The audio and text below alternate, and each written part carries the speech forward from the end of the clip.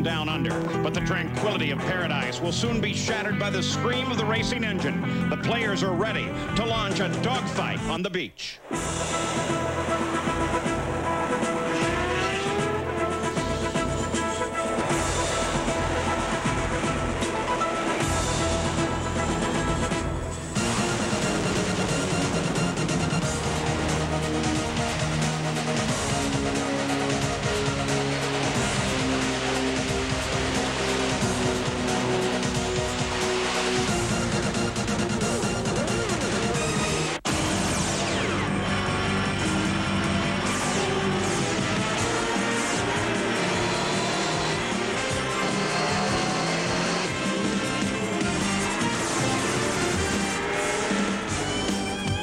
Welcome to one of the most beautiful tourist locations in the world, Surfers Paradise, Australia. We're here for the Kart Grand Prix of Australia. Well, good on you, as they say down here in Australia. I'm Paul Page, and we're here with Juan Montoya and his second chance at wrapping up a championship. But it's a very tight fight indeed. And as a matter of fact, if Montoya and Franchitti finish where they start this race, they'll leave here in a dead tie, and the championship will go on to the last race of the season at California Speedway. But the real problem here is the track. It's quite a challenge, Parker. It is a challenge, Paul. It's narrow, it's bumpy, there are lots of manhole covers. It has a huge crown, and these chicanes, they're vicious. They have tall curbs. You make the slightest miscue, and you're in the fence. It puts a premium on driver conditioning, on mental concentration. Dario Franchitti, he's relaxed, he's poised, he's got Montoya in his crosshairs for the championship.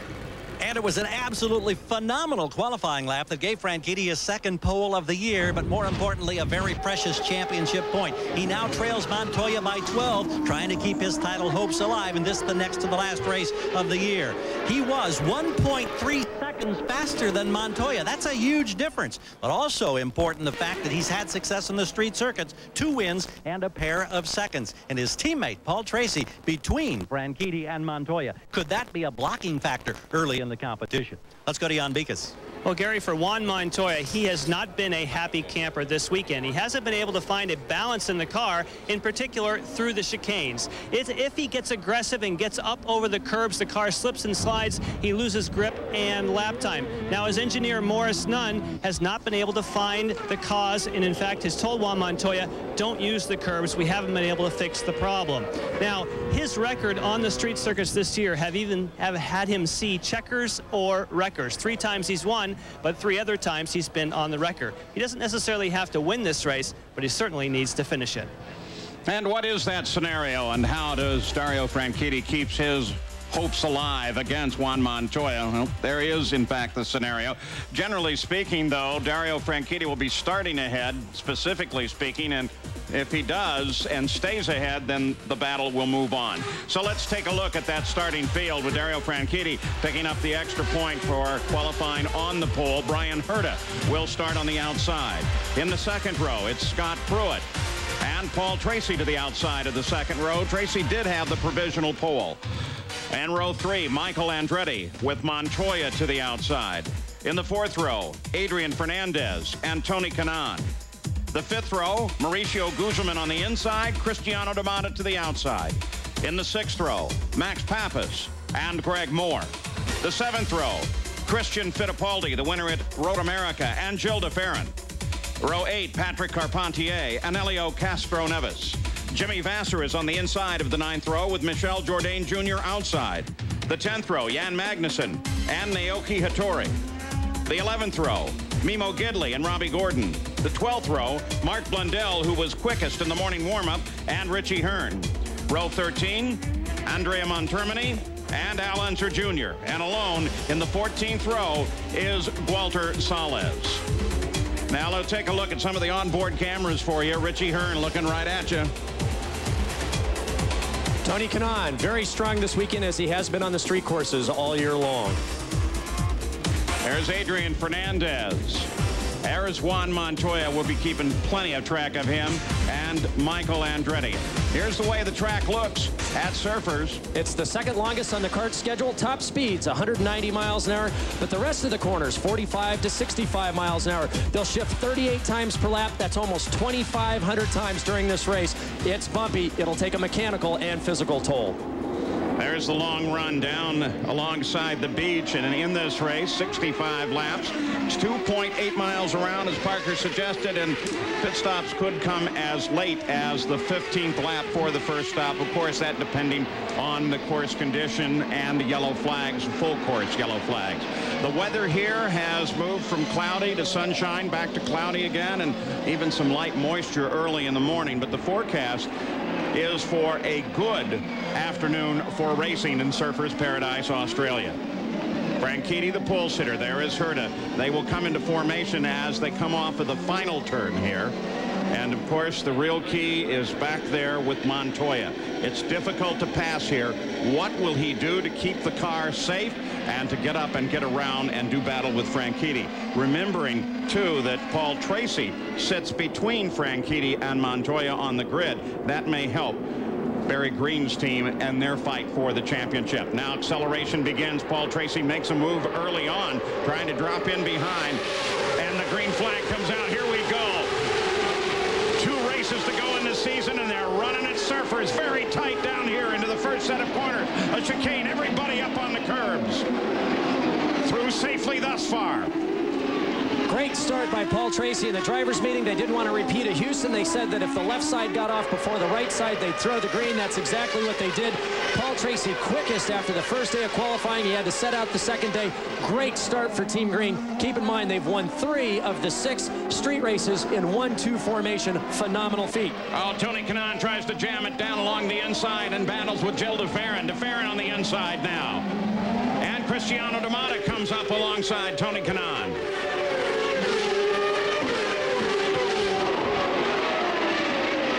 Safely through there. A lot of smoke coming at the back of Mauricio Guzman's car. He had a onboard fire during the morning warm-up session.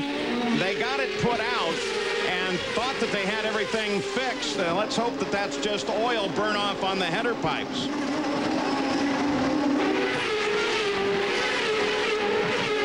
A lot of these drivers being told in these early stages to try to conserve tires, try to conserve their brakes, but as you said, Paul, oh, De Ferran's in trouble.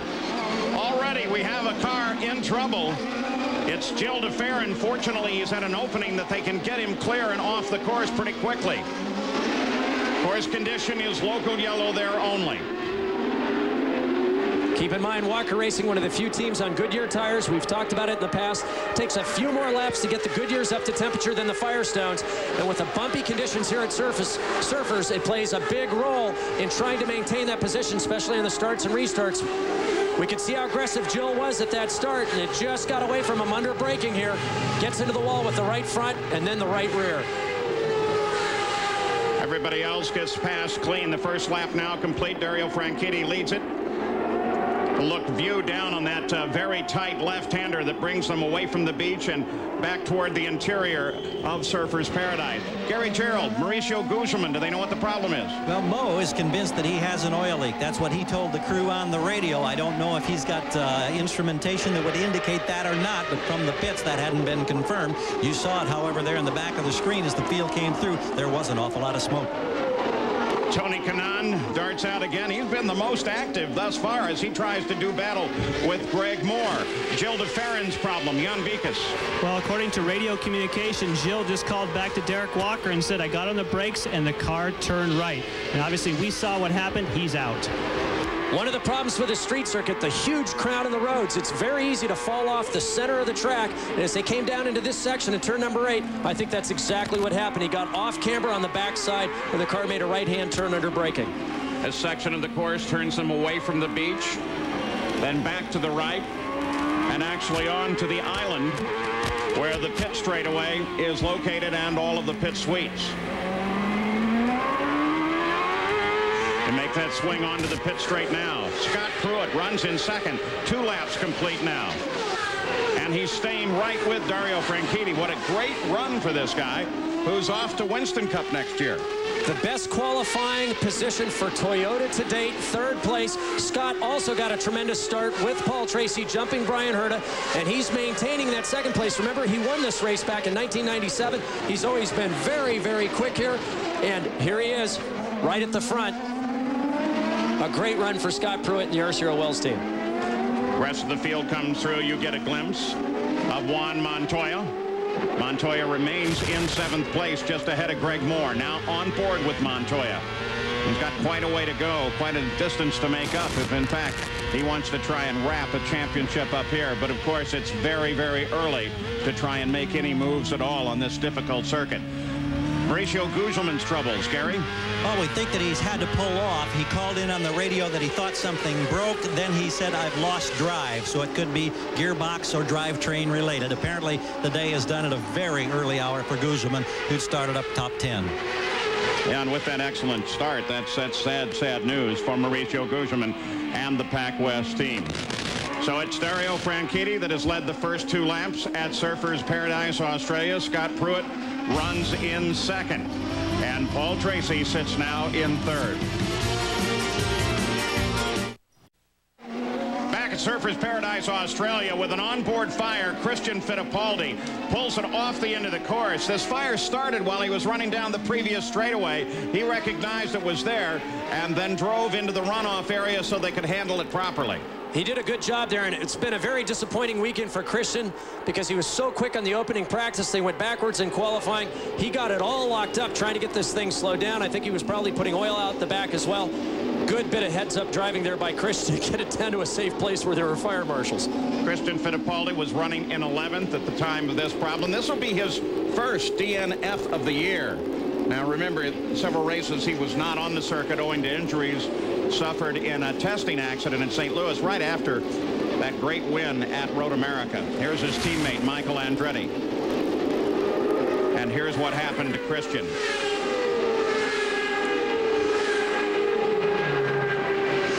Whoa, he got up against Hall at the exit of the chicane, it looks like there, Paul. It's a little hard to see if that's what caused it or if it just started before that. But keep in mind, he was still running for there's a whole group of drivers running for 5th place in the championship, and after missing as many races as he's missed, he's still in the hunt for one of those top 10 slots. But he's not going to pick up any points. Yeah, that was the fun part of the midseason, was despite the fact that he was running, watching him continue in the top 5 of the championship. Remember, too, that his teammate, Michael Andretti, who currently runs 6th, is in a battle for 3rd place in the championship with Paul Tracy. And there's Michael. Sometimes. And keep in mind, 2 drivers, Adrian Fernandez, Christian Fittipaldi. Adrian missed 4 races because of his broken wrist from Detroit. Here's Christian Fittipaldi again, who had the big testing crash, which put him out for 5 races, still in contention for top 10 in the Series N championship. I wonder if his problem wasn't that he already had some oil coming out of the engine, and then when he brushed the wall, that helped light it up and aggravate it and actually caused the brush. We'll find out when we talk to Christian. Back to Dario Franchitti. 4 laps complete. Franchitti leads Pruitt, Tracy, Herta, Andretti. Adrian Fernandez is 6th.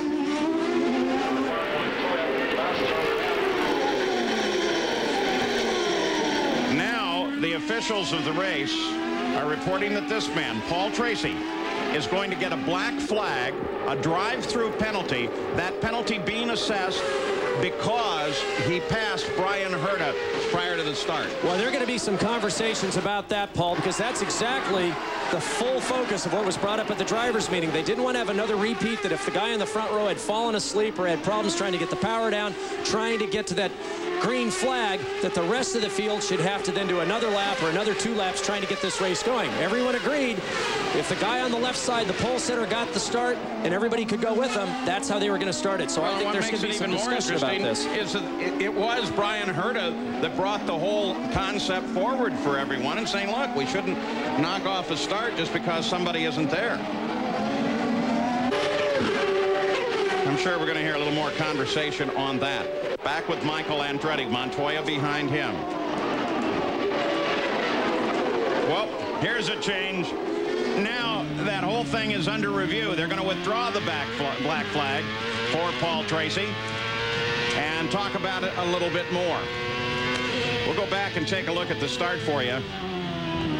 Now watch Paul Tracy here. You can see Paul on the left side of the screen trying to ease his way up in between Pruitt and Herta.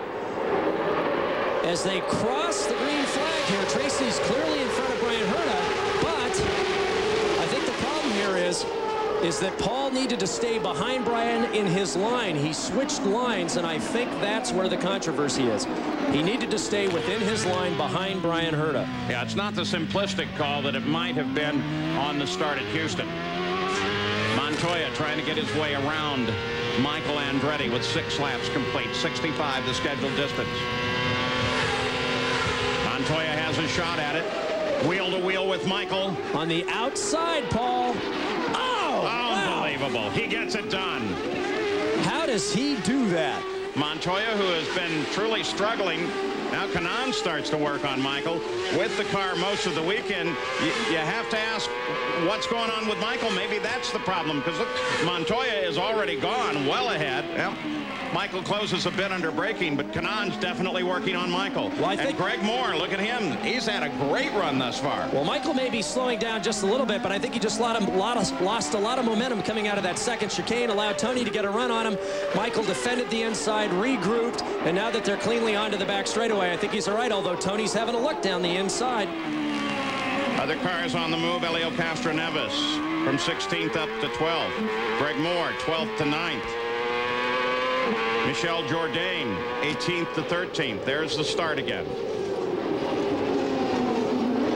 Yep, you can see Paul Tracy. I think that's the problem there, is that he's just swapped rows. He needed to stay in line behind Brian Herta in front of Montoya.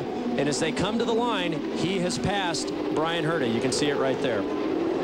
Jimmy Vasser's moved from 17th to 14th, and Robbie Gordon from 22nd to 17th. So the situation for Paul Tracy under review, but they are still considering the possibility of a black flag.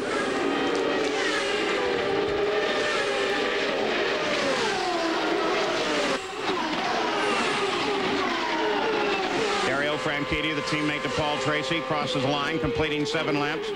Tony Kanaan still working very hard on Michael Andretti. Jan Beekes, what do you think about that on the start?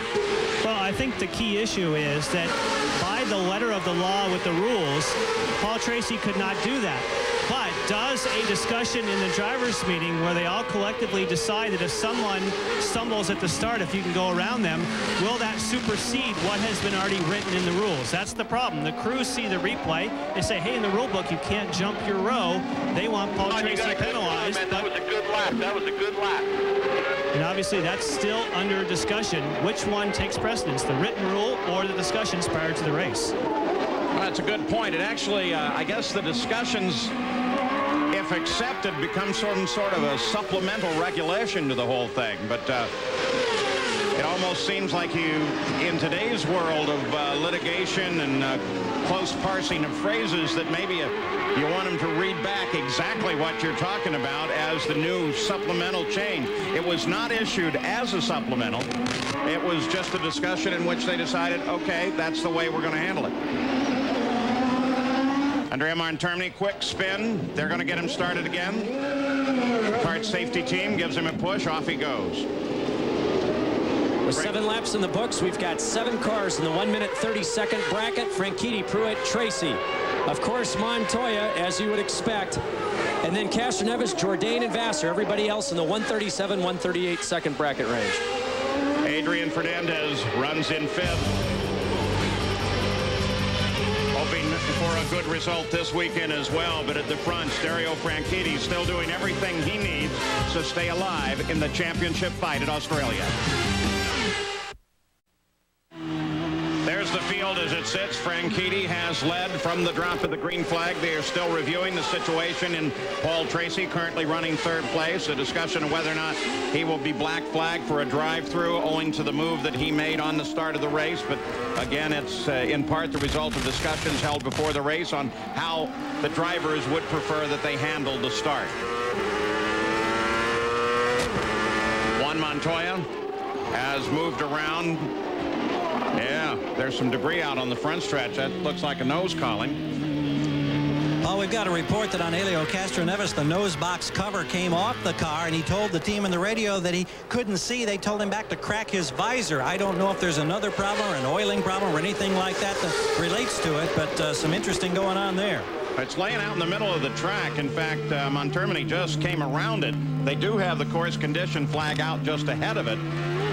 It's a piece of carbon fiber, so it's not like it's a heavy piece that creates a danger, but it certainly could cut a tire down. Well, you know what's surprising? That's the cover that goes over the front suspension, the springs, the dampers, the rocker arms. There's a little slot that it fits into. It fastens on the back, and we could also see the radio antenna. So there's a coax that clips to the bottom, and apparently it's just ripped all that apart, laying out on the main straightaway there. And if he's complaining about visibility, would that be turbulence that's being created by what would cause that? Well, that's a good question. I don't know if that case had come up. Keep in mind, the drivers are sitting low enough that they can barely see over the nose of these cars. If it started to creep up until the coax let go, that could have been his visibility problem. That could have done other damage as well. The coverage being provided here by Channel 10 Australia. And we ride with them as they continue to watch Adrian Fernandez in 5th place. Franchitti, then Pruitt. And what we're paying most attention now is that target car sitting right behind Fernandez because Montoya is trying to clip off yet another position. Here's the front of the field. Pruitt's still hanging on pretty good. That's the battle of the power plants.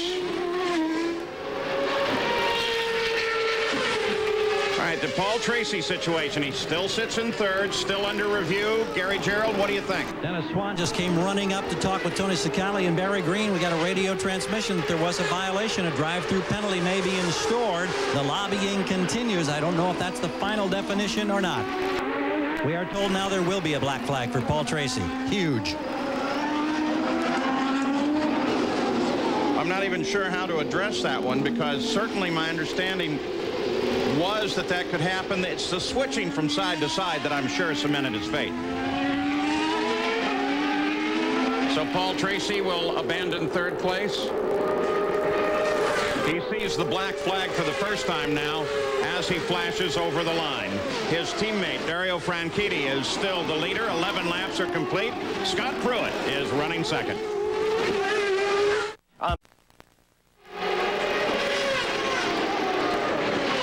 The run has been underway for 12 laps at Surfers Paradise, Australia. It's a battle for the championship in the Kart FedEx Series. The pole was taken by Dario Franchitti, who jumped from pole right to the lead of the race and has stayed there. In 2nd is Pruitt, followed by Brian Herta. Now, what we're watching is inside Team Green because the teammate to Dario Franchitti, Paul Tracy, there he is, moved on the start in a way that the officials deemed to be illegal. And in doing so, they just moments ago gave him a black flag penalty and had him do a drive-through penalty on the pits. Now, look back in the 2nd row. Paul Tracy makes a move over to the left alongside of Brian Herta. That's what they deemed to be illegal. They gave him the black flag.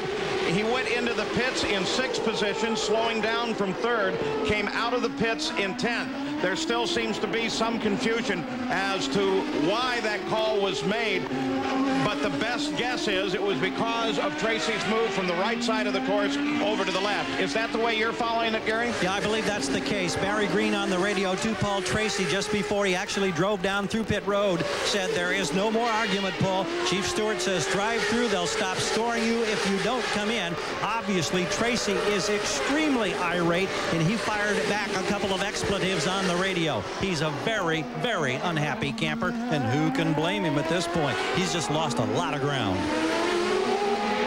And you have to consider how all of this figures into this championship battle with Dario Franchitti coming here, having to stay ahead or at least in visual contact with Juan Montoya. Now, Montoya currently is in 5th place. The only pass he's been able to make thus far coming up through the field has been around Michael Andretti. But Franchitti was kind of counting on the positioning of Paul Tracy in 3rd place being ahead of Montoya as part of the whole tactical situation in how they were going to run this race. 13 laps are complete. We should be coming very close to the opening of the window for the very first round of pit stop. With Paul Tracy back at 10th, he can't be any help to Franchitti at all. At the top of the order, too, it's still an interesting battle with the power plants. Franchitti, Pruitt, Herta. During the course of the weekend, Paul, standing over start finish, you could hear the Toyotas and the Hondas. You could hear that they were noticeably higher in RPM than the Fords or the Mercedes, as in 300, 400, 500 RPM. The Toyotas sound powerful. They're right at the top of the RPM range. Now pulling with the Hondas. I don't think they're making the same kind of mileage. I don't think they're making the same kind of power, but obviously they've made great strides. And here's Scott Pruitt, the 97 winner, qualified third, made a great start in second, and has held down that second place position since the drop of the green flag. Now that he's heading off to Winston Cup next year. Franchitti, Pruitt, Herta, Fernandez, Montoya. Those are your top five. Now, if you keep track of Joel DeFerrin, we've got some bad news for you. This was very early on in the going. Actually, that's Mauricio Gugelmin, who there is the DeFerrin situation. DeFerrin said he just put his foot on the brakes and the car jumped out to the right, and he ended up against the wall, so his day was done. We showed you Gugelmin, too, because he had that display of vapor at the back of the car and then pulled off. They said it was a gearbox problem. Also, Christian Fittipaldi had a problem, a fire developing in the back of his car, giving him his first DNF of the season. As we watch Adrian Fernandez, keep in mind he's recovering from a broken wrist that he suffered back at Detroit. He went to Laguna Seca, a very physical track, and that it requires a lot of the strength because of the G-forces the cars are pulling.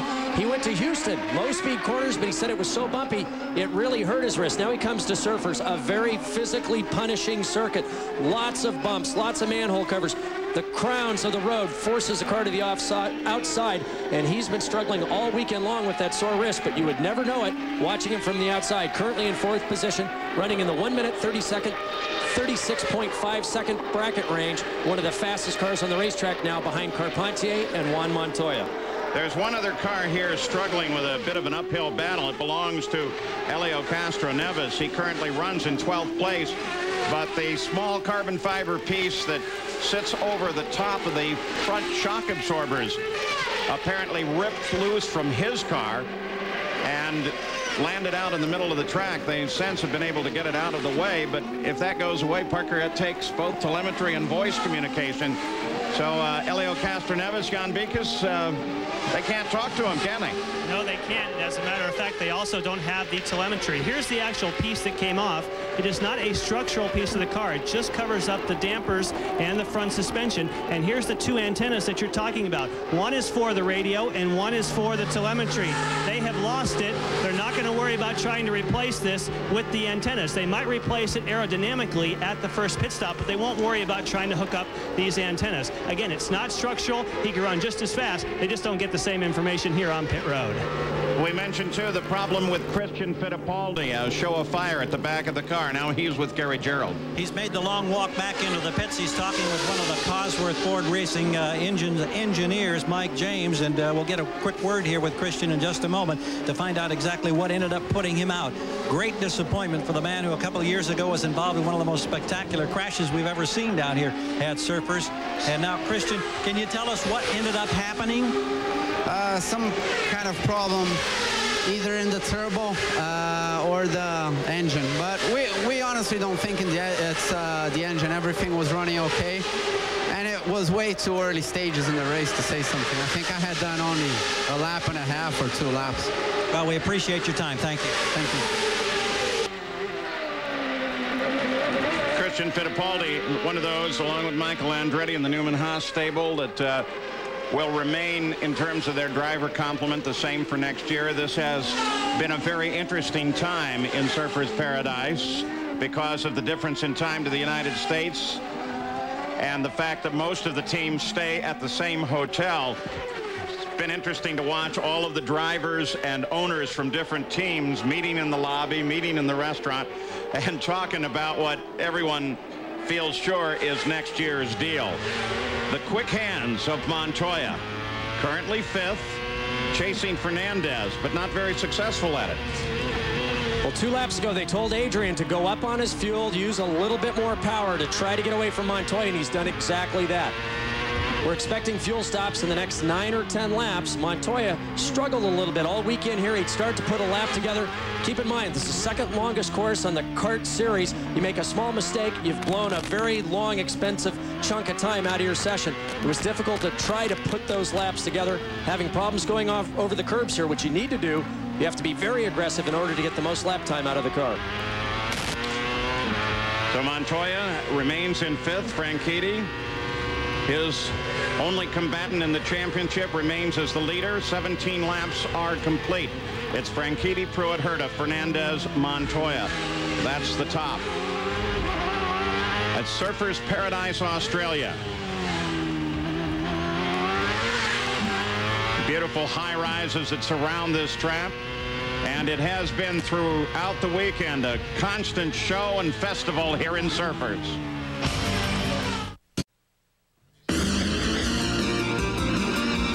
ESPN's coverage of the Kart Grand Prix of Australia is brought to you by FedEx, proud sponsor of the FedEx Championship Series. And by Ford Outfitters, no boundaries. On the magnificent Gold Coast of Australia, nothing has changed since we last left you. Dario Franchitti is still the leader. 18 laps are complete, and now we're to the point where some are beginning to think about their first stops, and the first stop of this race is really quite crucial, both in placement and how effectively you get it done. We expect Tony Kanaan in for one. We've seen a number of other teams start to make preparations. Montermini's Dan Gurney's All-American team has already set the tires over the wall, and so very shortly pit road will become the center of focus. And keep in mind, races have been won here in the past simply because of the speed of the pit crews. It's difficult to pass here on the track unless the driver in front of you makes a very large mistake. So there's a lot of pressure on these crews to try to get that pass done in the pit lane. Looking back from Tony Kanaan to Greg Moore. Gary Gerald, they're a little bit tight for the stops here, aren't they? Paul, it's a tremendous difference from the last race at Houston just 2 weeks ago. At Houston, the teams had the luxury of a 45-foot-long pit box. Here, it's just 34 feet. They've lost 11 feet from what they had the last time around. Much narrower, much more congestion. If everybody comes on the same lap, or if teams are in proximity to each other, when they do come on the same lap, it could be very, very interesting to say the least. Also waiting now, the crew for Mark Blundell, for Richie Hearn, for Robbie Gordon. They're all laid out, ready to go. Al Unser Jr.'s Penske team is laid out, and they've laid out equipment for Jimmy Vasser as well. So next lap around, we expect quite a few cars to make the turn onto pit road. The highest ranked among those would be Tony Kanaan, though, who currently sits in 7th place. So we watch Dario Franchitti. It's so difficult to see when he's going fast on these street courses. He is so smooth, so precise. He's been able to get better mileage than just about anyone else with the minimum lap times, and we're watching it once again. He's just barely clipping the curbs, trying to take care of the car. We've had a few suspension failures this weekend where the drivers have crashed the cars onto the curbs and had a failure. Tony Kanaan on the pit road out of 7th. Scott Pruitt's team, he currently runs in 2nd, has also made preparations for his arrival. Smooth and routine thus far for the McDonald's crew.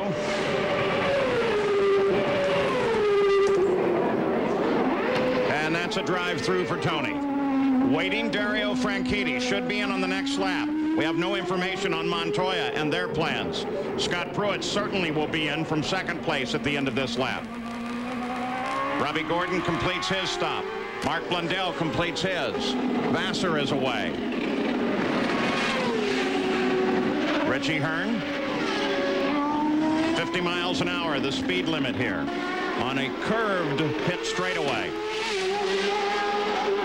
Montoya has chosen the absolute last pit at pit out, and for the 2nd time this year split to a different pit than where Jimmy Vasser has established their campground. So they have done that, not because of any problem within the team, but according to Chip Ganassi, so that they give Montoya every chance possible. Dario Franchitti, leader of the race on the 21st lap, hits the pit road. Gary? And Paul, he is 3 pit boxes behind where Montoya is. Here's the team in action. They know that a single mistake in this situation could conceivably cost them a shot at the PPG Cup and the championship. No changes from engineer Don Halliday on this car, waiting for the fueling to be complete. He's rolling in 13.3 seconds on my watch. Everything looked flawless. Jan Beekes. And Gary, for Scott Pruitt, he was in and out in 13.1, a little bit slower, but he actually got his work done because he's in an earlier pit.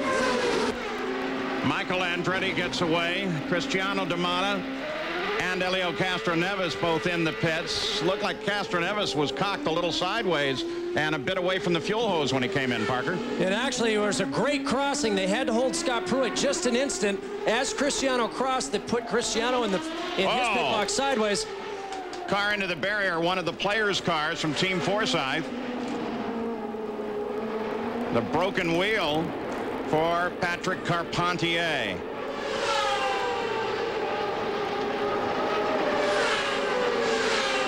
With the wheel broken, hard to get him back away from the barrier. Now look at the damage to the suspension on the right front. You can see it's towed out quite a bit there where he's made contact with the wall. Tony Bentonhausen's car without sponsorship on the side of it for this race here. Here is what got Carpentier in. That's Gidley. Went over to the right. Now they're trying to get Carpentier around. Here is Montoya with a lot of action going on all at once. Montoya on the pit road. Gary? Right behind him now, Brian Herta in terms of pit box position. Herta hits his box right now. Here comes Montoya with a quick snap of the wheel. He's right on the marks, a little bit away from the wall, but not enough to impact the fueling. The fueler is, however, having to stretch a long way. They've made the tire change. No other changes we've seen on the car at the moment. Herta gets away clean. Here's Montoya rolling.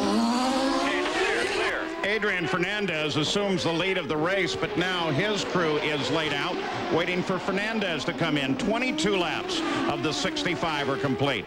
Fernandez, no doubt the fuel mileage king here today at Surfers Paradise, turning very quick lap times, getting mileage that I compute of almost 2.1 miles per gallon. And look at Scott Pruitt all over the back of Montoya. Keep in mind, Montoya's on full tanks with cold tires. Pruitt's been able to put in a lap or two. He wants to get by him now in order to get back to the front. Montoya drifts over to the center of the straightaway as they make the left-hander in. Now run along the Esplanade, along the beach here at Surfers Paradise. Pruitt's chance may have just gone away. No, he closes. Montoya closes on Herta. And I think you're right, Paul. His window of opportunity just disappeared. Pruitt knew it. He tried to get down the inside. With the crown of the road here, it's very difficult to make those passes down the top or the inside of the crowns.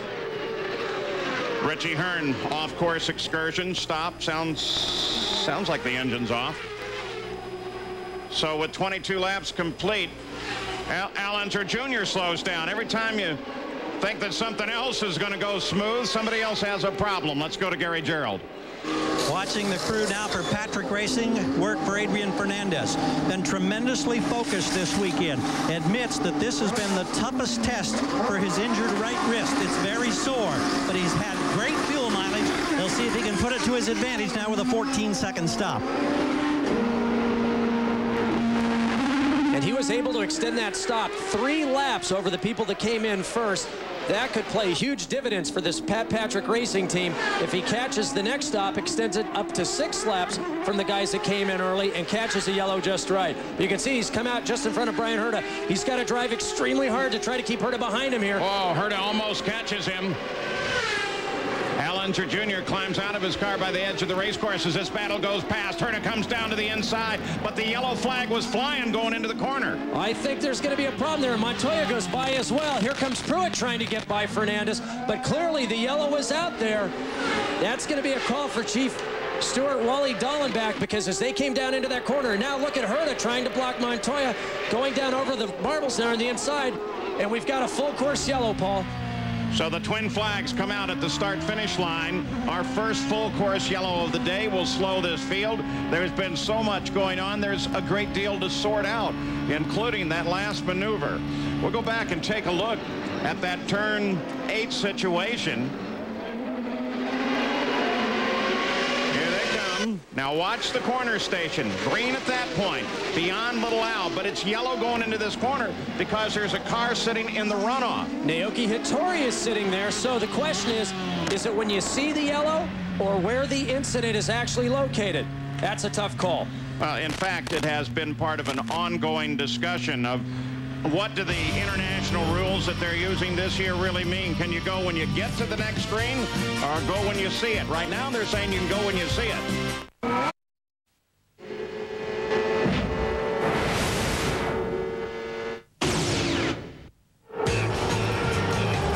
Our first Toyota Spotlight focuses on the strong finishes of Team Green this season. In Toronto, the dual capped their first 1-2 finish. And then Detroit yielded the same outcome when Franchitti passed teammate Paul Tracy to lead the team to the finish line. Then at Houston, it was Tracy's team in victory lane as he built a 13-second lead over the field to help Team Green celebrate its third 1-2 finish of the season. And Dario Franchitti currently sits in the top spot under the full course caution. And a lot of analysis going to take place here by my good friend Parker Johnstone as we figure out whether or not that might have been a violation. The rules are interesting in that regard on yellow flags. Don't forget, NASCAR Winston Cup coverage, the Winston 500, Talladega Super Speedway. The Goodyear blimps have been flying for 75 years, but this is the first Goodyear airship in Australia. The Spirit of the South Pacific is the 7th in Goodyear's fleet of blimps. There are 3 Goodyear blimps in North America, 2 in Europe, and 1 in South America. We're going to say Talladega. Well, that runs Sunday, the 17th of October, 1 o'clock in the afternoon. For more, log on to ESPN.com, part of the Go Network, go.com.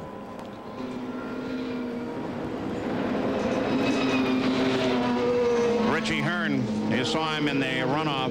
Now, what was the situation, Jan Beekes? Well, let's find out. We'll put you out, Richie. Well, we had a gearbox go. Started making some really loud noises in second gear, particularly, which you use almost every turn here. And I can see some smoke coming out the back, so maybe leaking gearbox oil, and then finally it just destroyed itself. Now let's talk about Toyota. Scott Pruitt's up there running strongly in second place. You were running well this weekend. What has changed? Well, these guys have done a really good job, especially at TRD. They've worked all year and gotten the motor better and better each time we go out. And right now the engine is power-wise, it's right up there. It has a handicap in its size a little bit, but right now it's a pretty quick motor. We're not leaving losing anybody on the straights, that's for sure. All right, sorry you didn't get to use it longer. Thank you. And what Richie's referring there, Paul, is that the size and the weight of the engine. Remember, if it's a large engine, it's got a higher CG, makes braking and cornering a little bit more difficult. But as I said earlier, the Toyota engine is pumping out a lot of horsepower. They're going down these long straightaways fast. I think all year long we've all agreed that the Ford's probably got the most peak horsepower. The Honda's had the best drivability, probably been the best overall engine package. Mercedes is struggling, especially on the street courses, with drivability. But the Toyota is coming fast. All right, Dario Franchitti reassumes the lead of the race under the full course caution after a furious pit action. He is followed by Brian Herta, Juan Montoya, Adrian Fernandez, and Scott Pruitt. It's been a full weekend of activities and festivities here in Surfers Paradise on Australia's Gold Coast. One of the Australian Air Force FA-18 Hornets, part of the air show here. It has been a terrific weekend. Now, here is that yellow flag situation. And, Parker, this may give us a better idea to decide what really happened. Well, you can see the green that came out that cleared the Al Unser Jr. incident. But see, as they come down, that pass is completed at that yellow flag station, which is just a little too late. I don't think he quite had it done. And we're hearing now that race control is saying that Brian Herta has to move back behind 40, which he has done now. Otherwise, he would have been black flag. So I think they've got this sorted out. No penalty served. The drivers have handled it. So he's given the opportunity to correct the situation. Montoya, with those stops, made a hefty move forward up to third. He'll come further with that penalty, now sitting in second. So the battle for the championship is sitting in first and second place. And we've also had some winners and losers here. Pruitt went from 2nd to 5th. You saw the passes that happened on the track. Hurtis moved back. Montoya, as you said, has come up. And as we look down, Robbie Gordon, specifically 17th to 13th, they short-fueled the car, trying to gain some positions. Also, Blundell, a big move, 20th up to 16th place. Now race control is radioing the teams. They want Montoya for this restart lined up behind Adrian Fernandez. Now they change it.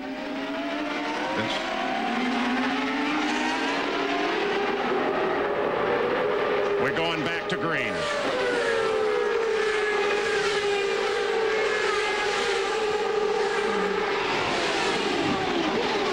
The other big winner there, of course, was Paul Tracy. He's just there going through the chicane. He came in 10th, went out in 7th, led by Tony Cotman. They have consistently had some of the fastest pit stops all year long. Paul now moving his way back up to the front. Remember, he won the last race in Houston. He's very angry, which usually motivates Paul a great deal, and he is on a tear. That first stop, he was getting great mileage, taking good care of his tires, and we're going to see him back up here, I think, in the top 5 in no time at all. Parker, we've got complications, however, for Paul Tracy. During the yellow, just confirmed with Barry Green that they do have some type of a turbocharger problem on the car. I says, is there any magical several quick cars cure? off. Vassar, Blundell, you saw him on Termini. Sorry, Gary. This might necessitate another full course caution. They're in a That's in the same place we saw that last yellow when Hattori was closer to the bottom of the screen there on that runoff road. It's the same thing we've seen in the past. And in fact, it's a full course caution once again, this time on the 27th lap. And to just clarify, absolutely, as they came back to the green flag with Montoya in 2nd ahead of Fernandez, that's exactly what the race officials wanted. They needed to get Herta, as he already was, down into 4th place. Now the situation that's brought out this second full course caution of the day. And here's the problem with this corner, Paul. If you get a good run off someone coming off this second chicane, you try to outbrake him coming down into turn 3. As I've mentioned several times now, the crown of the road is very steep. You pull to the inside to try to outbrake them. The car can bottom because that crown is so steep. The wheels lock up. You can't get slowed down as much as you like. And what you find is an incident just like this. Now you can't get turned or stopped. There's no place for the guy on the outside to go. He's trying to make it into the corner. And unless he takes the escape road, both of you end up in the fence. Let's take a look at it and see what happened to Mark Blundell and Jimmy Vassar. Now it looks like they're going to be able to get both of these going, and it looks like Mark's okay too. I think they've both stalled their engines here. They're going to try to get them bump started. Jimmy's only got 1 manpower on the back of his car. Here's what set this situation up. Okay, this is Montermini. This is coming on to the back straightaway, back in turn number 4. Now the corner we want is the one prior to this. You can see all the patchwork there and the oil dry from the earlier races. They've got Jimmy Vassar now back under power. Again, the coverage coming to us from Channel 10, the host broadcaster here in Australia, and we follow them as best we can. But with Jimmy Vassar back up at speed under the full course caution, Dario Franchitti is the leader of the race. Montoya is 2nd behind him. Then Adrian Fernandez and Brian Herta. Back at the Gold Coast, Surfers Paradise, Australia, the green flag has just come out. 29 laps are complete. Franchitti leads it. Montoya's right behind him. That's the battle for the championship. Looking a little deeper in the order, Paul Tracy currently runs in 7th place, Gary Gerald. We get back to that turbo problem. Barry Green indicated that it was something that showed up on telemetry. Paul also is feeling it in terms of the car's performance. No magic cures. They just hope it doesn't get any worse. Jan Beekes. Well, Gilles de Ferran, we saw you go out of the race early, and you said on the radio you hit the brakes, it just turned right? Yeah, I really don't know what happened. We had a fantastic start. I think from 14th we're probably up to 8th by that time. And everything was normal up until then, and I just wasn't even, close to Greg in front of me. Touched the brakes and the car just turned right. I had no time to correct or anything like that. Now, some of the guys have had trouble with the crowns and the roads. Could that have been part of the problem? Yeah, we know that there is crown and there is bumpy there, and we've been going around there since practice, and I didn't have a problem. I know where the crown is, a little bit more to the left. It's quite a bumpy there, but one of the things that conceivably could have happened is because first lap the car is heavy, the rear pressures, tire pressures are low, as the car could have bottomed out and locked up the rear end. But really a little bit at a loss to explain it right now. All right, we'll see you in Fontana. Thanks. Okay, thank you.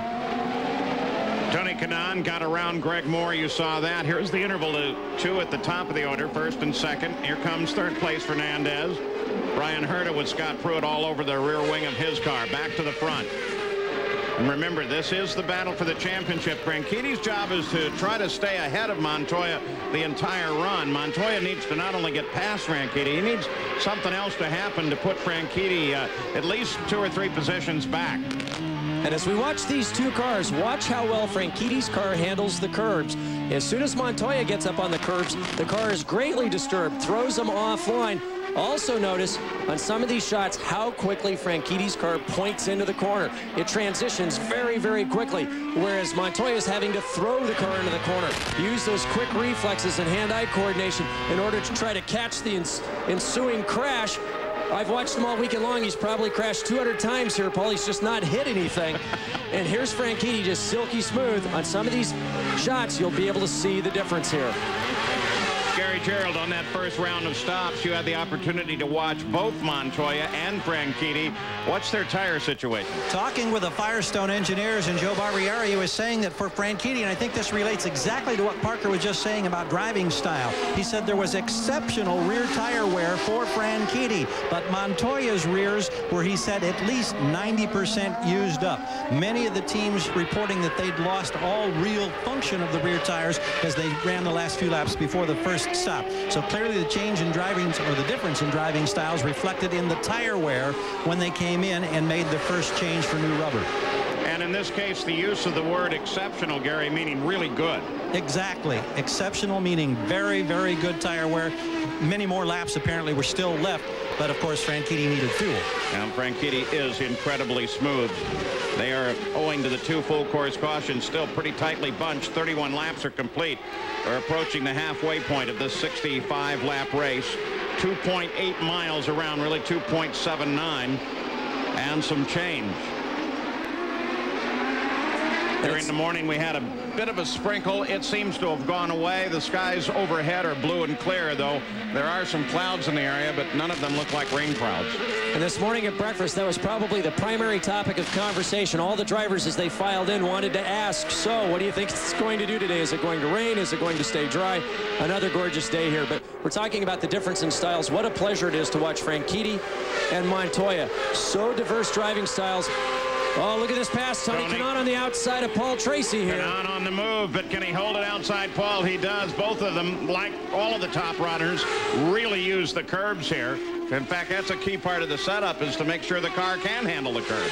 And after the provisional poll of Friday, which Paul Tracy took nicely, he said, this is one of the few places where big risks lead to big rewards. You have to be incredibly aggressive. But I think now this turbo problem, the lack of power that we're seeing from Paul Tracy's car is starting to catch up with him, as we saw Tony Kanaan go right past him down that long front straightaway. And in doing so, takes 7th place back to the front. There's the interval back to 3rd place. Adrian Fernandez with Brian Herta and Scott Pruitt there as well. There's Tony Kanaan, who now begins his attack on Michael Andretti. And they're really starting to bunch up now behind Adrian Fernandez. We have word that they've told Adrian he can use a bit more fuel, a bit more power. Keep in mind, he went a good lap or 2 farther than anyone else. So very cagey here. You can see the huge interval. No one in front of him. Everyone lined up behind him. But we know Adrian's good on brakes, good on tires. Now he just needs a little bit more fuel for some more power to try to catch up to that group in front of him of Montoya and Franchitti. And the leaders just now passing over the halfway point in this race. It is official. You talk about the weather here. It is, after all, the tropics. And one moment it can be brilliant sunshine, the next moment a bit of rain. Now, I'm wondering, are we seeing some sandblasting on the lens of this camera, or did we get a glimpse of some moisture there? That's hard to tell. Keep in mind that sand has played a factor in this race, going down that back straightaway paralleling the shore. When the race used to be earlier in the season and they had that offshore blow of the wind, we used to get a lot of sand on that back straightaway. It's not so much the case now. The track has been very clean. This is the premier street circuit course that the Champ cars run on. The best fencing, the best facilities. Certainly very enthusiastic fans here. The drivers love it, but also very physically demanding. And as that sun comes out, it becomes very humid, very hot. And these guys are working extremely hard trying to get the most out of these cars. Tony Kanaan continues to work hard on 6th place Michael Andretti. And Dario Franchitti, as they go over the halfway points, will pick up another point for leading the most laps in this race.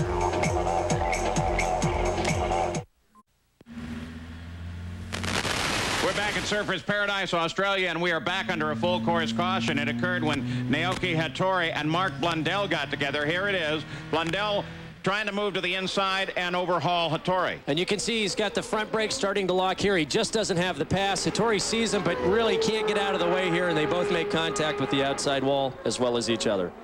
And it does take Mark Blundell out of the run, but it also sends out the twin flags for the full course caution and brings the leaders into the pits. Dario Franchitti already on the pit road. Gary Gerald. Crew waiting and watching for him. This has just become a 3-stop race as far as these guys are concerned, unless we get an exceptional amount of yellow. The distance to go. We watch the service for Franchitti. His teammate Paul Tracy pulls in right behind him. He's got Brian Herta in front of him. Franchitti's on the move first. He gets away clean, protecting the lead. Adrian Fernandez rolls by and may have picked up a spot in the pits.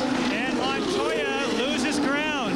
Montoya does over a 10-second pit stop, and he loses ground. The Target team normally flawless. They lost some time on that one. Montoya comes out behind Adrian Fernandez.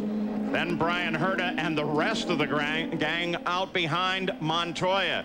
So on that stop, somewhat costly to Juan Montoya, despite an excellent pit position down at the pit exit. Franchitti continues to lead.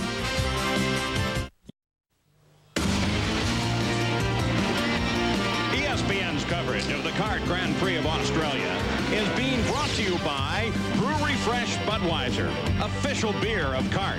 Hey, race fans, this Bud's for you. And by Circuit City. Answers in every department. Low prices all over the store. You can catch a nap, and then it's Sunday Night Football. The Washington Redskins take on the Arizona Cardinals. Coverage begins with NFL prime time at 7:30, 4:30 Pacific. Well, back at Surfers Paradise, Australia, 36 laps in the record book with the stops. Max Pappas assumes the lead. Dario Franchitti now second, followed by Fernandez and Juan Montoya, all owing to pit stops. And let's go back and just review what has happened there. We start with Jan Bikas. Well, updating the Juan Montoya situation, he made a 10-second pit stop, which should have been able to keep him in position, but the crew is incredibly frustrated down here at the moment because for some reason, Juan Montoya did not come into the pits right behind Dario Franchitti. For some reason, Dario was about 300 yards ahead of him, and therefore that gives you a huge advantage on pit road. Normally, when you run in second spot, you stay right on the gearbox of a guy, trying to keep as close as you possibly can down pit road. It almost shields you from the radar detection for your speed control, but for some reason Dario did something to get in front of Montoya, and that's why he lost the spot. And sometimes when those full course yellows come out, you'll lay back a little bit, let the tires cool down, maybe have a conversation with your pits, and I think that maybe Dario caught Juan Montoya by surprise by ducking into the pits. He had dropped back too far, and as Jan just said, boy, that cost him a lot of positions, and maybe, who knows, if this comes down to the end of the year, the championship itself. As we show you the race recap, Jimmy Vasser has been moved to the back for the pit speed violation. Oh, look at the dirt and debris on the back of Max Pappas's car. Michel Jourdain Jr. is also issued a penalty running over a hose while on his pit stop. 36 complete. The course, for the most part, clear of debris from Mark Blundell's car. And we should be going back to full chat racing here shortly. Paul Tracy was also able to pick up a spot on that last stop. He's now up to 8th place. He swapped places with Tony Kanaan. And as we look through, Robbie Gordon, they made a short fill on our first stop, which jumped him up a bunch of places. They did a full fill on that stop, but now Robbie runs in 13th spot. Great pit strategy from that team. The Max is going to bring the field back to the green flag. Green flag is out. Here we go again. Start of the 37th lap. Good start for Pappas. Fernandez right stuck there with Franchitti, Montoya right behind Fernandez.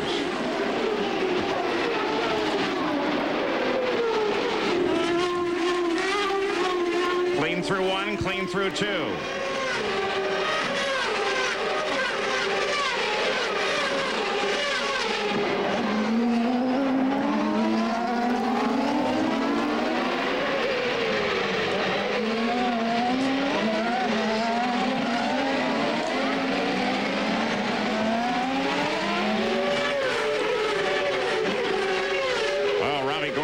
Pitches the back end as he comes off of that corner. Max Pappas now begins to pull away. Remember, though, last pitted on the 21st lap. Wonder how that sequence is going to make a difference as we go to the end. Well, there's some interesting strategy here. Max Pappas can't get more than 7, 8, or 9 laps farther before he'll have to come into the pits. But then he'd be back on sequence for the end. This might be some brilliant pit strategy. Don't forget, only 2 races ago, Max had his first podium finish of his kart career, a 3rd at Laguna Seca. He finished 4th at Houston. He's definitely on a roll, very confident. He's very happy with the Rahal team. This might be some very, very good strategy for Team Rahal and Max Pappas. Well, in Bobby Rahal, when you want to talk somebody who can figure out how to get cars to the end of the race and play the game, he's a master at it. Keep in mind, the rest of these cars now will have to come in about lap 57 or so. That'll only leave 8 laps to the end. They'll only short fill their tanks. I can guess that they won't put new tires on, but at that point, Max Pappas would be on a roll. Yeah, it would make for some very interesting strategy if we ran green to the end at this point. That works. It'll be a whole new top 10 list for the Letterman show. Letterman, of course, being a part owner, along with Bobby Rahal of the team. Cristiano D'Amata moves inside Tracy. We can see Paul's drop back there again. I can only guess that his lack of turbo boost is really hindering him down these long straightaways. Paul obviously driving very, very hard. He's only done a few laps this week, and one of them good enough for the pole on Friday. He sat out Saturday because he damaged his car in the morning practice session. But very determined young man, and obviously at the top of his game since the beginning of his kart career. One of the best seasons I've ever seen him drive. Tony Kanaan working hard on Michael Andretti for 7. But what about Tracy on Bigas? Well, I was told by a Honda representative that where Paul Tracy is having problems is the low end of the power band. The turbo actually overheats, and that gives him problem on the low end. So if you can't get off the corners well, that will slow you all the way down the straightaway itself. That's got to be tough. Not just tough, frustrating for a Charger like Tracy. What's interesting about it as well is, remember, Tracy is in the battle with Michael Andretti for 3rd place in the championship. But we could see Tony Kanaan working on Michael Andretti very, very quick on the way in and through the corners. Not quite as fast coming off. We've seen this all year long from Michael Andretti. Make sure that he's absolutely dead consistent coming off the corners. Therefore, you can't get close enough to outbrake him at the end. Gives up maybe a little bit of time on the entry and mid-corner. Tony Kanaan, remember, his first pole came earlier at Long Beach, has been very, very good at all the street circuits. He and his engineer, Diane Hall, working very, very well with this McDonald's drive-through crew. Tony looking for a way past Michael Andretti. Catching Michael's one thing, passing them, unless you're Juan Montoya, is very, very difficult. We had a nice dinner the other night with Michael Andretti. His son Marco is here with him. And it was kind of fun, though, from time to time. Look at Kanaan trying to dart alongside Andretti. He's up almost alongside. Andretti gets through the corner.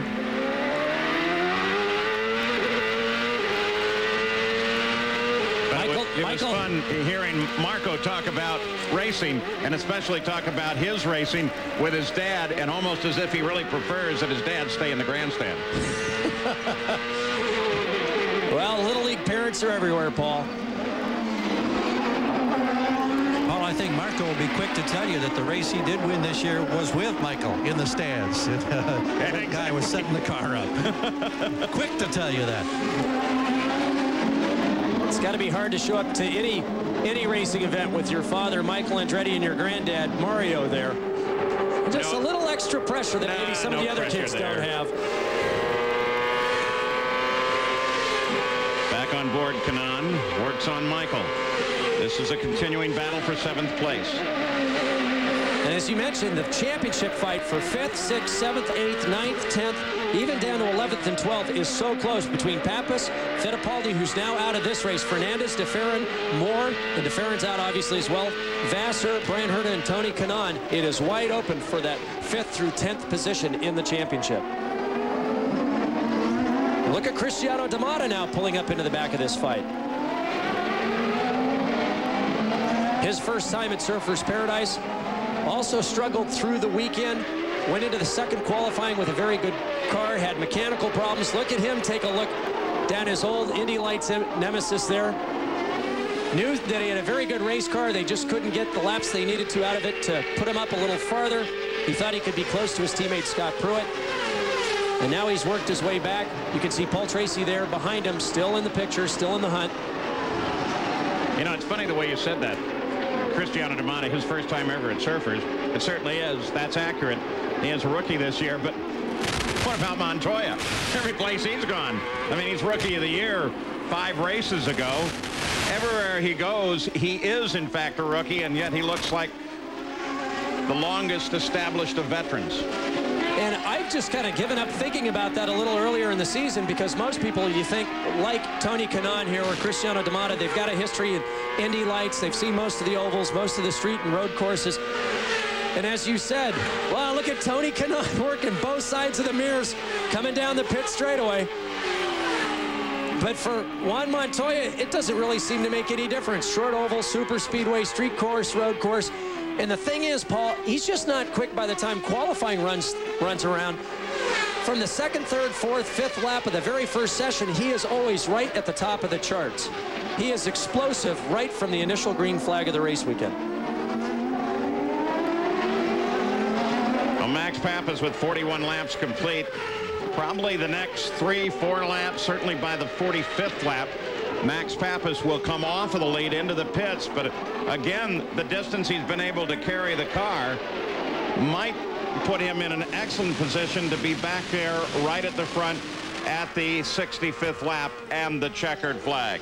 So from the land down under, one of the koalas and their ever-present eucalyptus, some of the jumpers, the kangaroos, the roos. You got to be real careful with those here in Surfers Paradise. They can jump out in front of the car just like a deer in the Midwest. We're back at Surfers Paradise, Australia, where nothing has changed. We do apologize for the fact that the beginning of this race was upcut, but we'll have the full re-air of the race later today, Sunday night, 7 Eastern Time. The full cut of the Surfers Paradise, the Kart Grand Prix of Australia, and that will be followed by RPM tonight on ESPN2. And they'll give you the full rundown not only on the day here, but everywhere in motorsports. On board with Juan Montoya, currently 4th. Max Pappas is the leader. 43 laps are complete. We expect Pappas in 3 laps. He currently has an 8-second lead over second place Dario Franchitti, and then once you get to Franchitti, it gets very tight. Franchitti, then Fernandez, then Montoya. That's Fernandez just ahead. Right behind Montoya is Herta, Pruitt, and Michael Andretti. Tony Kanaan and Cristiano D'Amata. And Tony Kanaan's been the center of most of the action all of the way. It seems like he's working on everybody. There's the leader, Max Pappas. Kanaan most recently has been battling with his best friend, Cristiano D'Amata. And that fight's back at 8th place. There they are. There's Kanaan working on Michael Andretti. Michael's teammate, Christian Fittipaldi, out early with a fire at the back of the car. And now the report coming from the course marshals here that Jimmy Vassar in turn 1 pulled off the course. When he went by here at the end of the pit out, you could detect that there was something wrong with the power plant. It was definitely off song, Paul. Yeah, some smoke at the back of the car as Jimmy Vassar climbs out on another less than satisfactory weekend for Jimmy. And historically, what happens at this race is as we get towards the final laps, gearboxes, engines, driving mistakes all of a sudden come to the forefront. All heck breaks loose, and there's a huge shuffling in the order. Just look at the amount of oil, as you pointed out before, on Max Pappas's car. Look at that rear wing. A lot of these cars are being beat very hard. As we were on board with Montoya, my hand got sore just watching. They'll shift 2,500 times. The drivers in the cars take a huge pounding over these curbs. The motors are stressed from the low RPMs coming off all these tight corners to over 190 miles an hour down these long straightaways. There's the yellow for Jimmy Vasser's car in the protected area, off driver's right on the course. Sixth DNF for Jimmy Vasser this season. And here's how Jimmy Vasser's day came to an end. Just past the pits, Gary Gerald mentioned that the engine was off song when he got here, and then in the first turn, he just pulled it off. Max Pappas due into the pit shortly. In the race itself, he started 11th, has worked his way to the front. And Paul, we've got another car that just passed our position at start-finish that's also off song. We think it's Greg Moore in the 99 car. It's either a broken header or some other problem, but it sounded just like Jimmy's car did when he passed here. Parker, I'm going to have to confess that may have been more going by that I heard the first time and not Jimmy Vasser, because it was right down in that same area when Vasser did pull off. But definitely a problem for that blue car, and I think it was Moore. And look at Max hustle that car, Paul. He is on it. You've got to do your outlaps and inlaps just as hard as you possibly can. And if this plays out for Team Rahal, what a great call on pit strategy. Max Pappas on the verge for so long. Can he do it here today in Surfers Paradise? This place has broken hearts. It's also been the cause of triumph for a lot of drivers. Well, and if the racing gods owe anybody a win, they certainly owe it to Max Pappas. Remember the result at Michigan in the 500-mile race when he had it won right down to the very last lap, and then it went away for him. On pit road, the leader, Max Pappas. Jan Beekes? And you can just feel the tension down here. This is what the crews live for, a green pit stop when you're in the lead. They may not necessarily need all the fuel. They'll need most of it, but that might save them. Yes, in fact, I see the fueler looking around, waiting for the signal that all the fuel that they need will be in the car. Tires are done. The all-important fuel. Oh, there's a miscue. There was a definite miscue. Max Pappas lost time there. 15.7. And with the vent and with the air jack, there was some sort of miscommunication, and that may have cost them. Looked like the vent started to pull first and then looked back and jammed it back in. By the way, on Greg Moore, they're now reporting that he is slowing. He's come off the track and is into the pits. And Jan, I think you're right. That should have been a timed stop. They only had 19 laps to go at that stopping point to get to the finish. Unless he goes to full power and is using fuel at a huge rate, which is even at the bottom of my charts, he should be okay. So that miscue, we'll have to see how that plays at the end of the race. Hopefully without the same result as we saw earlier at Michigan for the 500-miler. So Dario Franchitti resumes the lead of the race ahead of Adrian Fernandez and Juan Montoya. But of course, everyone else, with the exception of Pappas, due for another stop. And I think that stop will come around lap 55 to 57, Paul. According to my calculations, it should be a 4, 5, 6 second splash and go, because they'll only have about 8 laps to go. I would be surprised if they change tires. This is going to put it all on the shoulders of the pit crews. The drivers can't make any mistakes. These cars are immaculately prepared, but as we've said, they take a real pounding here. And usually, at the end of this race, all kinds of very strange things happen in the closing moments. Just down from our position here, a very frustrated Greg Moore climbs out of the car, his 7th DNF of the season. So Franchitti, with 47 laps complete, is back at the front. He's already scored the point for leading the most laps in this race and continues to stay in the championship fight ahead of Montoya.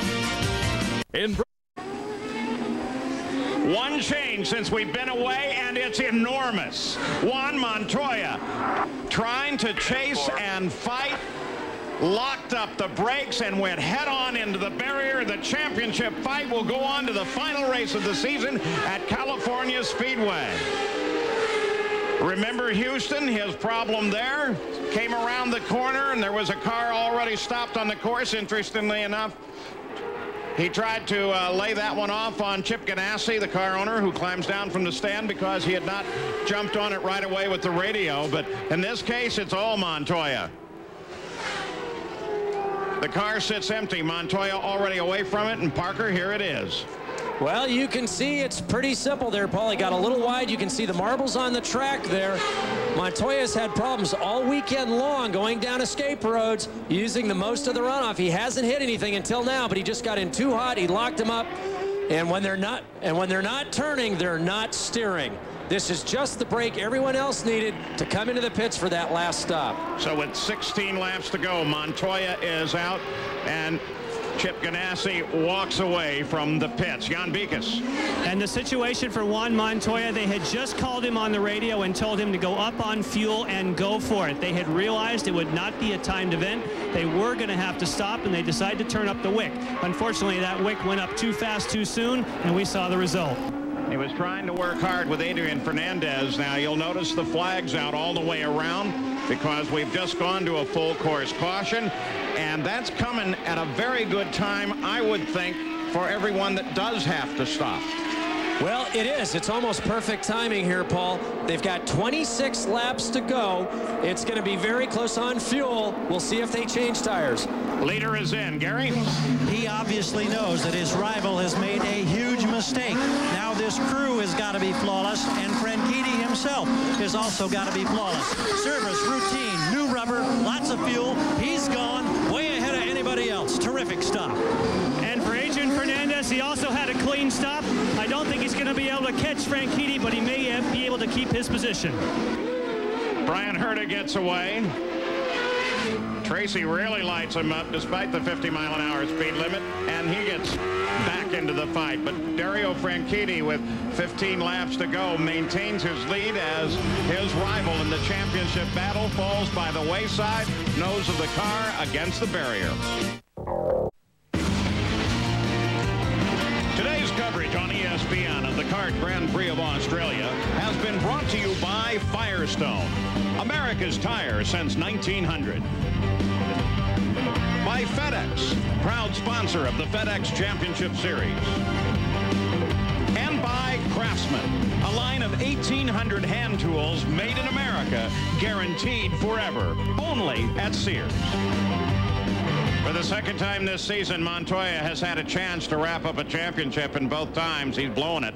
This time into the barrier head on while he was trying to get around Adrian Fernandez.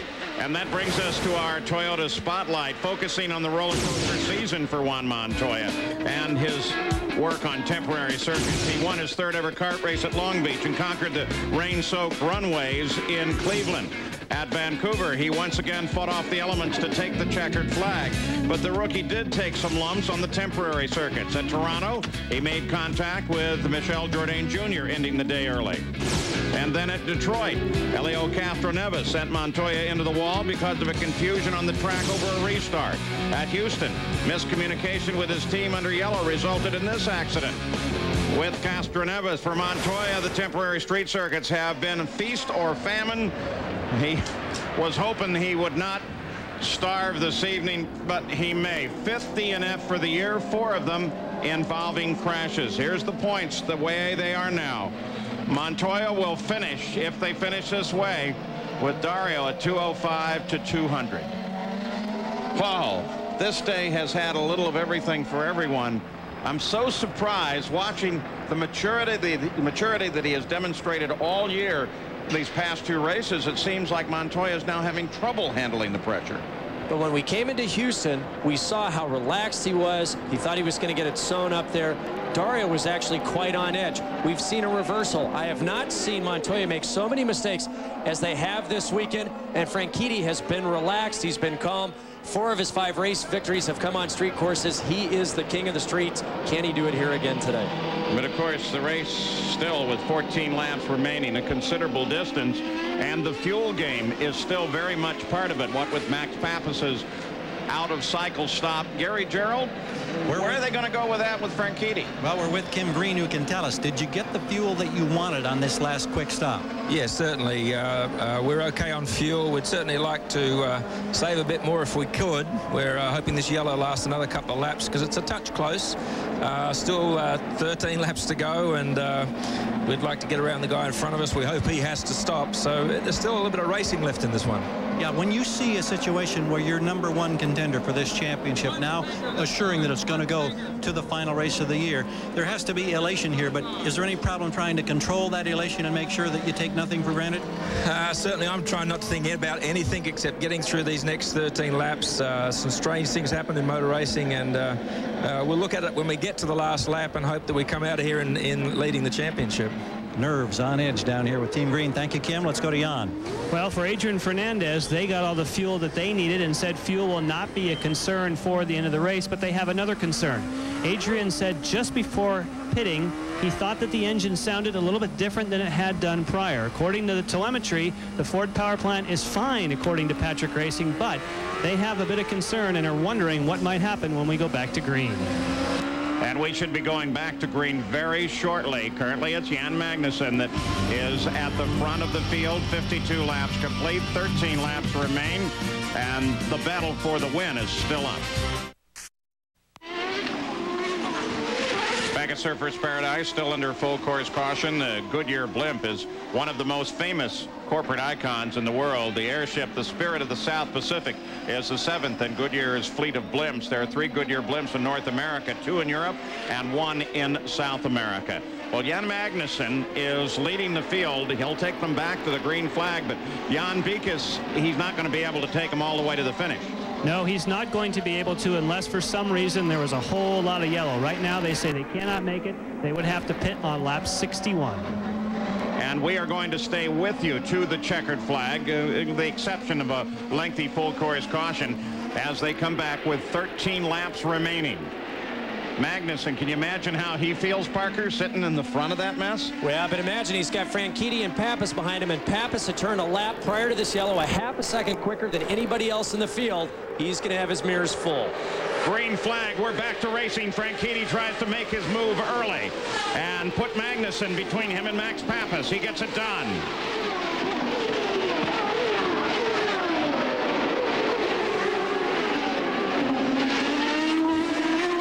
Through 1 clean, working on 2. Franchitti now pulls away. So the players here are now Franchitti at the front and Pappas, who sits currently 3rd.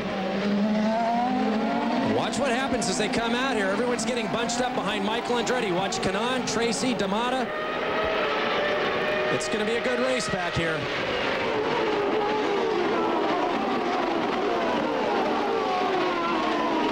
Three laps complete. Expect Magnussen out of the order there right after the 60th, 61st lap.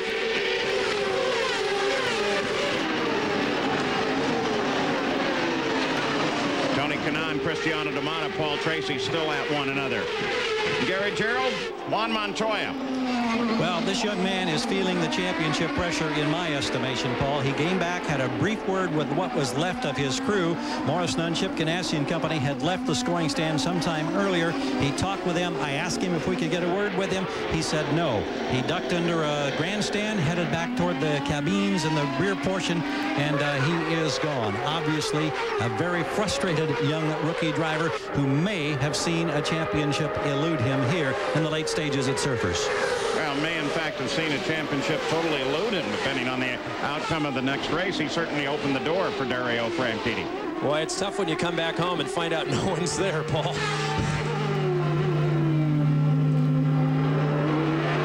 On board Fernandez.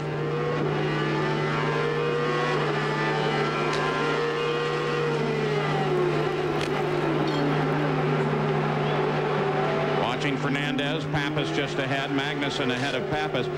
Gary Gerald, if you're still with us down at the Target pits, a lot has been said the past couple weeks about Morris Nunn. He's been signaling that there may be a change that keeps him away from Ganassi next year.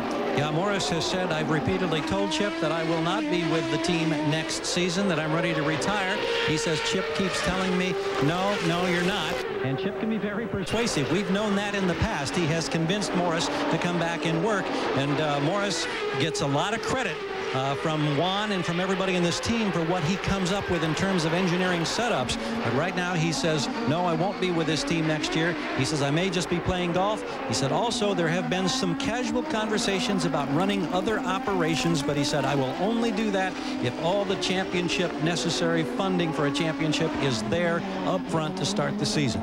On the other hand, Chip has really got a lot of depth within his team. While Morris would be missed, there's still a lot of good workers there. Oh, it's a tremendously deep team, and obviously you don't win 3 consecutive championships and challenge for a 4th straight unless you've got terrific manpower and organization all the way through.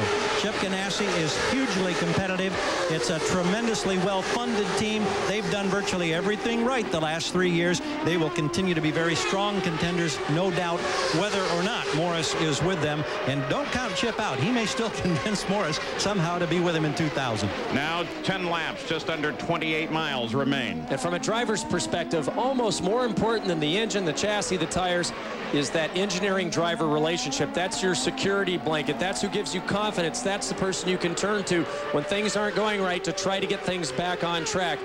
And for Juan Montoya, even though brashly confident, very, very talented, losing Mo Nunn would be indeed a huge loss to this young driver's career. Franchitti's not able really to get away from them, including get away from Magnussen. He's given that car a good ride. Of course, he's a little bit lighter. He should be into the pits within 6 laps. And that'll turn the battle into 1st place Franchitti, followed by 2nd place Pappas, and 3rd place Fernandez. That, too, though, can change if something happens relative to full course yellow. Though you don't imagine Pat Patrick, the owner of Magnussen's car, ever wanting to give up track position, so he's going to run that car until it has to come into the pits. Absolutely, because you don't know if they can get the right brake, but still, no matter what happens, they will lose track position with this group, certainly. Dario Franchitti slowly pulling away now.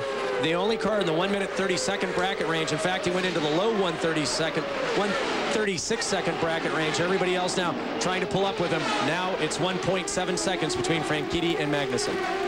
And Jan Vikas, when you're talking Pat Patrick, he's one of the founding owners in this series. He's been around as long as it has. He really knows how to play the game, too.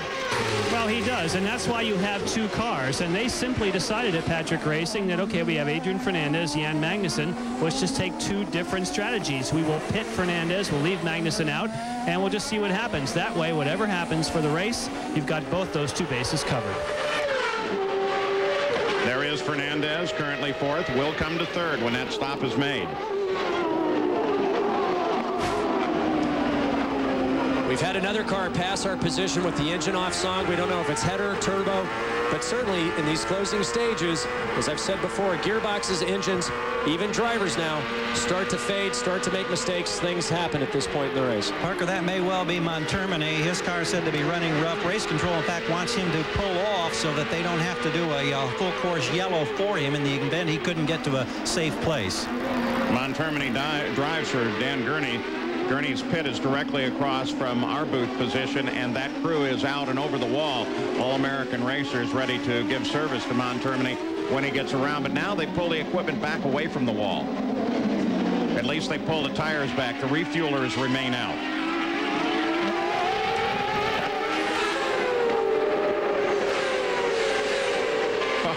Tony Kanaan and Michael.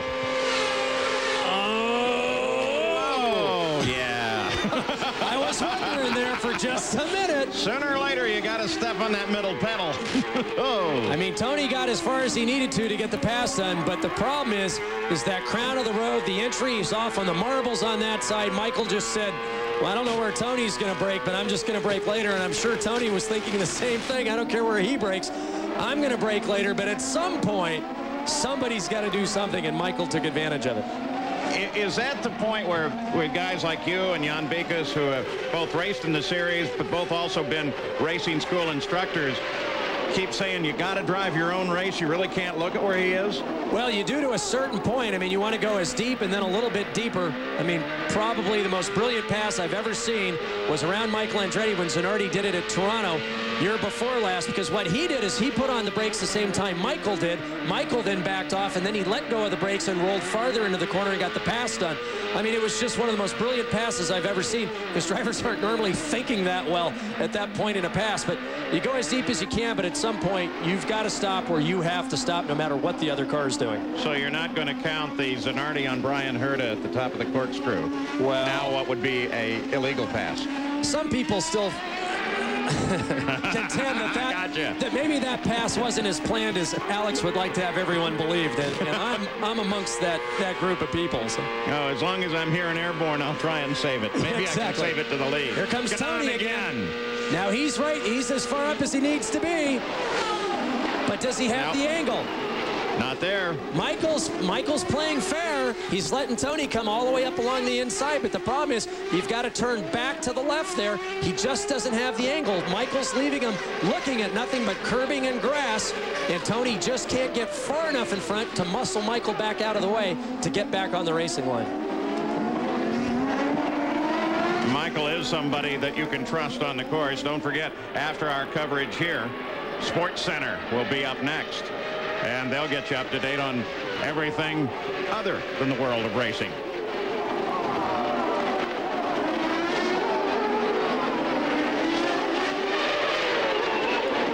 Oh, teammates here, Paul. Oh, and look at that. He got very uncharacteristic. He had Scott Pruitt, had Cristiano D'Amato looking in his mirrors, and Cristiano missed the turn-in point. Scott slipped by. He lost momentum and allowed Robbie and also Walter Solis to go by him. Yeah, that's Solis in that silver and blue, number 16, at Tony Bentonhausen's car. And look at Robbie Gordon. Whoa. Pruitt locks him up. Robbie Gordon's right there. He's got the momentum. He'll take advantage of that if he can. Robbie Gordon darts in, darts out. They both break through this corner. Solis stays with him. Robbie said this is the last race for the Swift chassis. He'll be in the Eagle at the next race at Fontana. He said, hey, it's a show car. I don't care. You can see him clip the tires there. Walter Solis just playing it nice and cool, laying back a little bit, waiting for these two guys to get in trouble. Great bit of racing there. Unbelievable. And can you believe they are fighting this hard for 9th place? 6 laps remain in the run. Franchitti's still the leader. Magnussen still in second. We had a report from Cristiano D'Amato that he was having problems with his brakes, which would explain the problem there. But still, I think Scott Pruitt just caught him looking at the wrong time. Montermini did bring Dan Gurney's Eagle into the pits, and then they retired the car. Montermini out. Was in 15th at the time. Robbie Gordon trying to get another charge on Scott Pruitt.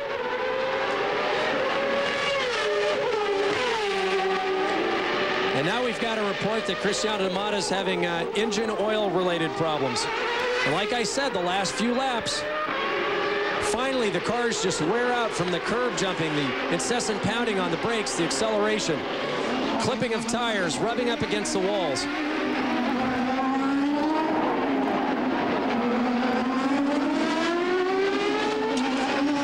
Pappas finds himself in an interesting situation here with 6 remaining. He's behind Magnussen. He certainly knows that Magnussen's going to have to pull off and pit, but still he's got to race him because he can't let Franchitti get too far away. And according to Jan earlier, we should see Magnussen come in on this next lap. They were planning about lap 61.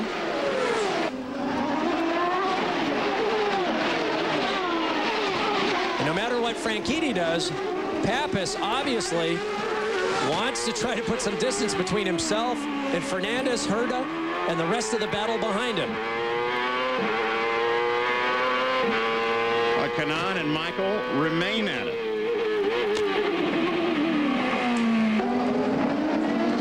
Normally you would think that that traffic ahead may affect it, but that's pretty quick company. The whole thing is now beginning to collapse at the front and tighten up.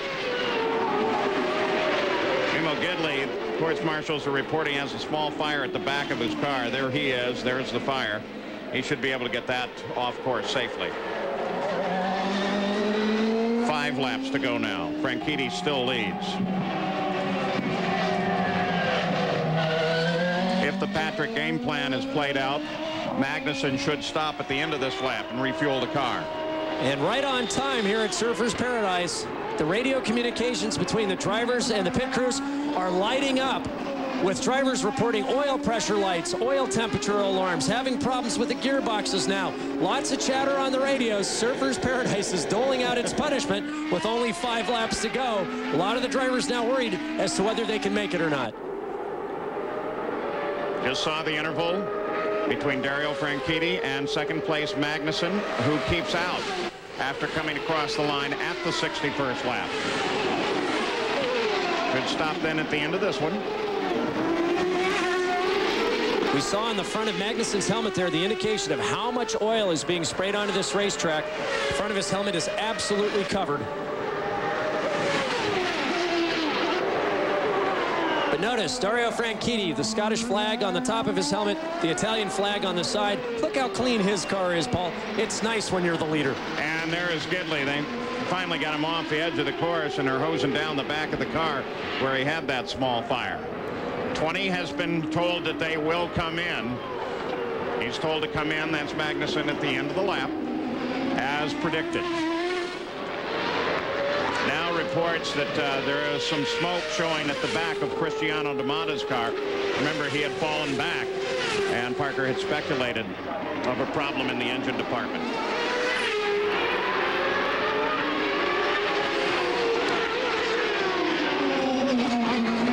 Beautiful, smooth day for Dario Franchitti. He and his engineer, Don Halliday, have worked so well together this year. And I think really the success of Team Cool Green has come from Tony Sacali and Paul Tracy working together with Halliday and Dario Franchitti. It's one of the only driver groupings, Paul, that have looked at each other's telemetry data extensively, have combined their driving styles to get the most out of their cars and themselves at these various venues. And I think Barry Green, always having been one of the best team managers in the business, has really brought this group together. Magnussen makes his stop. Jan. Yeah, and Magnussen will bring it to a stop, and of course the crew will work absolutely as fast as they can. It won't take very much fuel, but he's going to lose a lot of ground out on the racetrack itself. By my watch, just a little under 5 seconds, but the key here is slowing down on pit road. He'll lose lots of spots. And there were only 18 seconds separating the leader and the 10th place car as Magnussen came into the pits. Don't forget, Sports Center is coming up next. We have 3 laps to go. Franchitti is still the leader, but now Pappas moves to second. Fernandez comes up to third. Then Herta and Andretti. For Max Pappas, he would ascend another stair on the podium. Second place would be his best finish yet in the CART FedEx Series. And look at Paul Tracy. Yeah, look at all the potential that's sitting there. Herta, Andretti, Kanaan, Tracy, all right together, and all for position. And remember that Tracy Andretti battled for third in the points.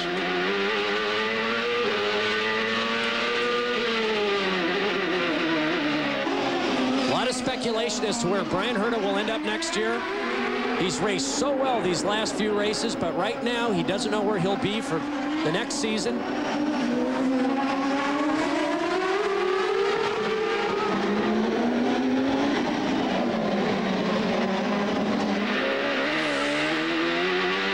We've talked about it all weekend long. Really, the only thing we know for sure is that Team Green is absolutely locked solid on their equipment package, their drivers, their engineers. Kanaan's going to give it a shot again on Michael Andretti, and again, it doesn't work. And that continuity is so important in winning races and winning championships. Tony Kanaan, Paul, he just doesn't get the angle he needs. Obviously, he's coming onto the long pit straightaway, getting a good run on Michael. He just can't get the angle he needs to get the pass done going into that first chicane. Well, and he's got to be real careful because at the end of the straightaway, he's sitting there with Paul Tracy right behind him. Tracy may be given a little way off the corner owing to his turbo problem, though it doesn't seem like it now. And Kanaan surely, while he attacks Michael, has to try to protect against Tracy. And I would think with only 2 laps remaining here, Tracy's really going to push hard to see if he can't distract Kanaan enough, while Tony's trying to get around Michael to see if he can't pick up that position for 6th spot. 2 laps remain. Dario Franchitti came across the line 3 seconds ahead of Max Pappas on the last lap.